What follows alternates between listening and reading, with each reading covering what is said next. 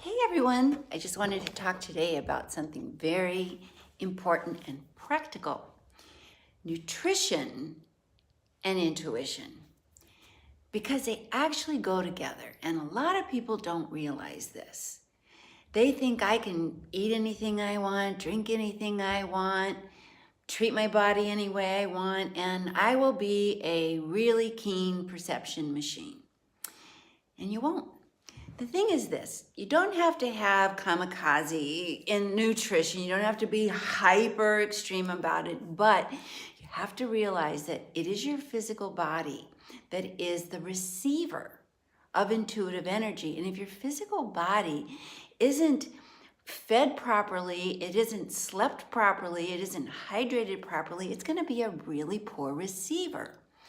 So it does make a huge difference how accurate and attuned you are intuitively to what you eat and drink.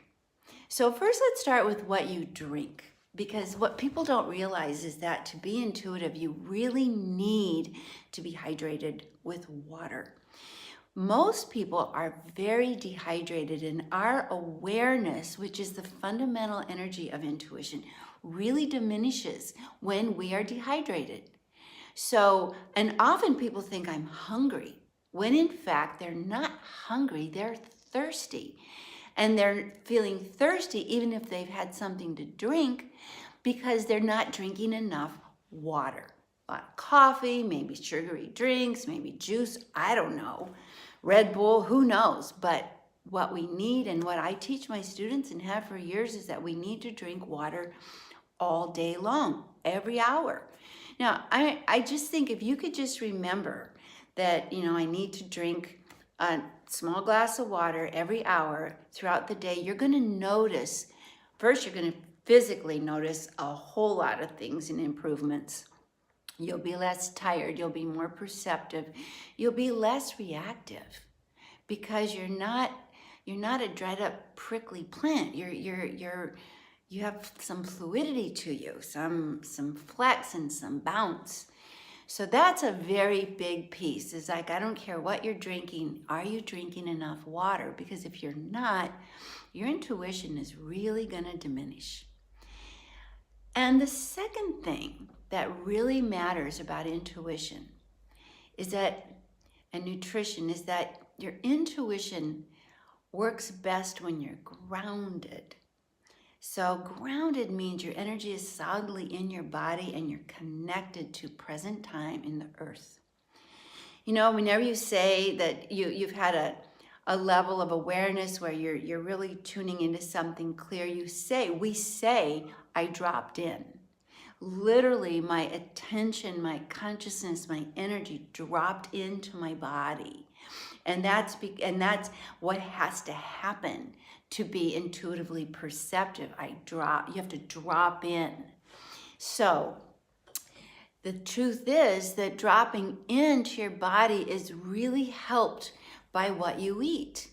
And I'll start with the first thing that helps is protein. Whether you're a vegan, a vegetarian, or not, protein is what grounds us. It's what gives our body enough stamina and enough energy to be relaxed and present. If we have low blood sugar and our protein's flopping all over, and we are not nourished properly, we're not going to be able to focus and pay attention. And that is exactly what intuition is. It's the ability to pay attention to subtle energy. But if you don't feel grounded and good and you're running on too much sugar and your energy collapses, you're not paying attention to anything. That's where most accidents happen too. So protein in the morning is really important. Whatever you choose. I personally usually start my morning with an avocado and an egg. That seems to be like the breakfast of champions for me as an intuitive person. That really gives me ground and calms me so that I can be perceptive and not reactive. Because the downside of intuitive people is they tend to be hypersensitive and reactive, and they get emotional and That's a whole other story, which I'll talk about in another video, but it's not helpful. So a little water, warm water with lemon before you start your day, a little protein, your protein of choice. But what you want to watch in terms of what wreaks havoc on your intuitive perceptions is too much sugar, too many carbs, which turn into sugar. And I'm not saying none. I'm just saying you get into the sugar buzz, your perceptions are going to really dim and become dull and really abandon you. So what does that mean? Well, I say, I trust your body. Do I feel solid? Do I feel like I'm fed? Do I feel hydrated? Do I feel like I've had proper amount of greens, proper amount of fruit? That's the other thing. We put our bodies in a tend to be more alkaline state. And again, I'm not a nutritionist and I don't pretend to be, but I do know from my experience of teaching and working with clients, I do know that what we eat does affect how perceptive we are. And if you eat a lot of greens, fresh greens, slightly cooked greens, your overall perception is going to really expand. I'm telling you, it's true. You will become tuned in a brand new way. You will begin to perceive even the more subtle of energies that inform you and direct. You can tell this is a good person. This is an opportunity. Don't go there. Don't do that. But if your body is agitated, ungrounded, starved, and saturated with sugar, you're not going to be able to tune into anything that's going to help you. You'll probably really crash and burn in some way eventually. The other thing people have asked me is, what about eating meat? And my response to that is, let it be something that your body tells you. I'm not going to tell you. I believe that our own bodies tell us. There are periods in my life where I have eaten meat, and there's a long periods where I haven't. And those periods where I needed it, and those periods where I don't, it just didn't appeal to me. So if you pay attention and realize your intuition is your inner guide, it will guide you first and foremost about yourself. So slow down. Breathe and pay attention. Do I feel like I want this? And ask your body, what do you want? And listen.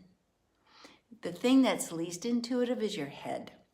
Your talking head. It's just listening to all the past reiterations of life or the future projections, and it's lions and tigers and bears. Oh my. It's not helpful and it's not accurate. So you have to listen from a deeper present place in your body, and you just want to just sigh and slide home and get into the heart space, because that is where your body can start to guide you. Now, what you can expect when you start elevating your consciousness and maybe just adjusting your diet and adding more water is that you're going to calm down. That's the first benefit. You're going to just get calmer. And calmer means more perceptive, less reactive, less drama, more clarity, more ability to pay attention, more ability to tune in. So I'm a big believer, having been a teacher for so long, that we can't take on big changes. We need little tiny changes, go a bit at a time, and each little bitty change will lead us to a big outcome. So let's just say, and I'll talk about this more and I'll be back, but let's just say, let's start with, I'm going to eat protein in the morning for breakfast instead of a sugary donut and a glass of juice. I'm going to have a cup of warm water, maybe with lemon, or just a little glass of water before I eat anything, to hydrate and wake my spirit up, help my body kind of get balanced and flush. I am going to breathe and drink more water instead of sugary drinks, especially if I need energy. And I'm going to be in my body and get more grounded. I'm going to pay attention to my environment and pay attention to the things I'm eating. So I want to say one more final thing, which is a really big deal. Pay attention to your food and ask yourself, is this food good for me? Simple question.